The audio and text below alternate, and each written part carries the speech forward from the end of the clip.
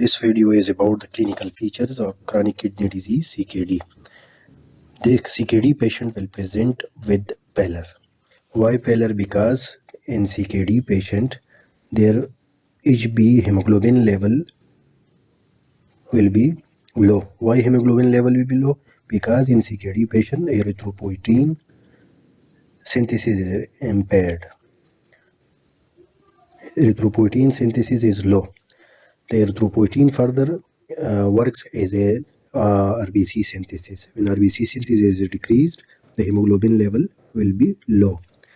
The CKD patient present also with the body swelling. Why body swelling? Because the kidney is unable to excrete the fluid.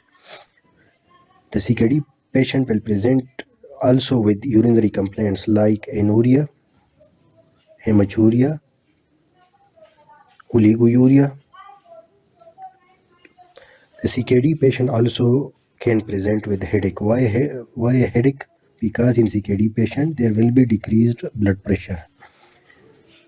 The CKD patient also present with shortness of breath. Why CKD patient present with shortness of breath? Because this patient is always in metabolic acidotic phase. This shortness of breath is also due to infection, because CKD is a chronic disease. In chronic disease, there is increased chances of infection is present. CKD patient can present with short height, stunted growth. Why? CKD patient present with stunted growth because this patient is a chronic disease patient, and chronic disease patient is always malnourished. This patient is prone to infection, always anorexic due to metabolic acidosis.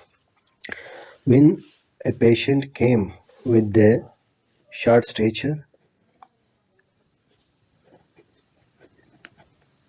and pallorness, always suspect CKD, chronic kidney disease, celiac disease, and Fanconi anemia. How you will differentiate CKD from these other two differential? In CKD, there will be increased blood pressure. In celiac disease and Fanconi anemia, blood pressure will be normal.